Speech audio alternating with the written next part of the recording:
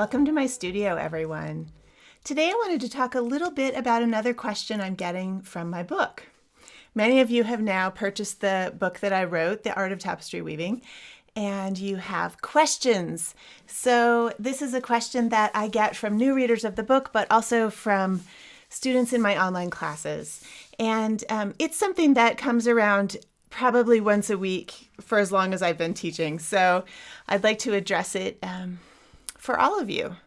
So the book is The Art of Tapestry Weaving. It is a comprehensive tapestry techniques book. It's intended for beginners. It's also great for people who have a little more experience and need a really solid reference book. So, The Art of Tapestry Weaving. So today I want to talk about front versus back. I had this question from a reader of the book this week. Why on earth would I weave from the back is the question I usually get in the United States. So there's a much longer explanation about front versus back in my Warp and Weft online course, but I wanted to address it here for the general audience and readers of the book. So front versus back, weaving tapestry from the front seems intuitive, right? Isn't that what we do? In the United States, that is the default at this point in 2021. And that is largely due to Archie Brennan, actually. He was a giant of the tapestry world. And if you are aware of anything in tapestry circles, you know that there's a retrospective exhibit opening soon at the Dovecot in Edinburgh. And if there's any way you can go to see that, COVID is making me unable to travel to Scotland right now. But if you can go and see it in any way, please do. Archie Brennan was a giant in the tapestry world, and he started out as a young apprentice at the Dovecot when he was 16, weaving from the back, because that's what they did. In workshops in Europe, you weave everything from the back. And he did that for years, became director of the Dovecot. And then at some point there was something of an emergency and they had to have weavers working on a piece to get it done quickly. And they had people at the front and the back of the loom working. And he realized, oh, these people are enjoying, weaving from the front is a thing. It could be done. And he started flipping everything around and weaving from the front. So he then subsequently eventually landed in the United States and did lots of teaching here. And the upshot of that is that most U.S. weavers at this point weave from the front. Or I don't know what the percentage is, but it's got to be at least 50, 60, 70% of people I know weave from the front. There are a good solid core of us who weave from the back. And I am one of those people who was trained to weave from the back. So before I talk anymore, what do I mean by weaving from the front versus weaving from the back? Let me show you what's on my work table. I have two looms here. This is a Mirex loom. This is a sample for a big tapestry that I'm doing. I weave my large tapestries from the back. This is how I was trained. So you can see in this sample that there are tails here. I've done a double weft interlock thing here that I'm testing out. This is the back of the tapestry. The front, or what will be shown on the wall, is over here. It's on the other side. So that's what I mean by weaving from the back. The part that I am looking at as I am weaving will be on the back side of the tapestry. Let's look at another example. This is my Schacht Arras loom. And if you watch Change the Shed on YouTube, which is a program that I've been doing during COVID, I've been working on this piece a lot. This, you can tell right away because of the text, is woven from the front. So when this piece is done and hanging on the wall, this will be the side that you see. It is woven sideways, so the piece will, of course, be turned 90 degrees when it is finished and mounted. This is a piece that has a lot of detail. I'm weaving letters. There's a lot of little tiny parts. And it's not a very big piece. And so this piece I chose to weave from the front because it seemed like a better choice in terms of how my brain was working. And honestly, I knew I was going to be showing this on Change the Shed, and I didn't want y'all to be just looking at tails when you were watching me weave. So that is from the front.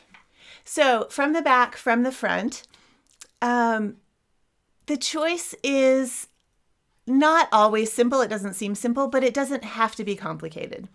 There is a very long tradition of weaving from the back. European tapestry weavers based in France still almost entirely weave from the back. If you go to the Gobelin or to Aubusson and go to those, see these people weaving these massive tapestries, they are all being woven from the back.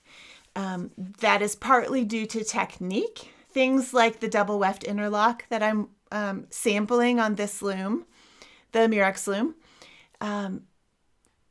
Well, it could be done from the front for a short period. If you're going to do a piece that contains a lot of that technique, you would most certainly be weaving from the back. There are other techniques that work better from the back. And like I said, I was trained by someone who weaves from the back, who was influenced by this French tradition, which is, it's just how it's always been done, that you weave from the back. It means you're not in contact with the front of the tapestry. It keeps it cleaner. It means that you can reach all your bobbins all the time, and this might be the biggest reason I really like it. I weave on the Harrisville rug loom. You can just see here the corner of it for my larger pieces, and I am doing a lot of things that involve color blending and lots of butterflies. And so access to my bobbins at all time, butterflies, bobbins, your weft at any time is really nice. It's faster. I can see what's going on. They're all laid out right in front of me. I don't have to fish them from behind. For me, partly because I learned that way, it's much faster to do that. But when I'm weaving on tiny looms, I've done a lot of sort of tapestry diary things, or the a Ross loom piece I just showed you with the words in it. Those things are more complicated maybe. They have more intricate parts and they're more image-based. And so I choose to weave those things from the front. I also choose to do that for demonstration purposes. If I'm going to be teaching something and I want you to see what I'm building in something like Change the Shed, it's a lot more interesting long-term over time to be able to see the front. So in summary, I'll go back to Archie Brennan again. He was known for saying that weaving from the back is technique-based and weaving from the front is image-based. And I think there's a lot of truth to that. Most of the reasons that I weave from the back on my large loom have to do with technique. It's a technique that I want to use, and it is just more efficient to do it from the back, where I can have all of my color choices always right in front of me on the loom. It's all available and quick. People who weave from the front often are doing it for image-based reasons, that they want to have a direct connection to what it is they're weaving. And often there may be more detail, maybe not, but a piece where you're trying to get a particular form to look a very specific way, if you can actually see what that's going to look like as you weave it, it might be a benefit.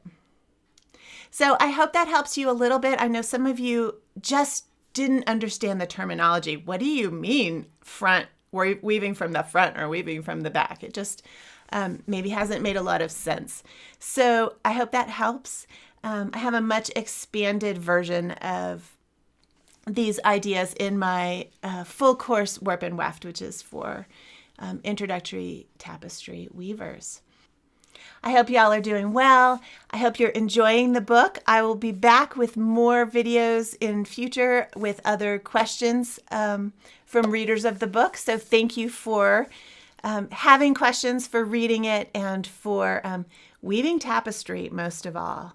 One of my biggest goals as a teacher is just to keep this beautiful, amazing, vibrant, rich art form alive. And so I hope that having a really good reference book for this medium will help us find new weavers and will help encourage you to keep weaving. I'll see you soon. Have a great week.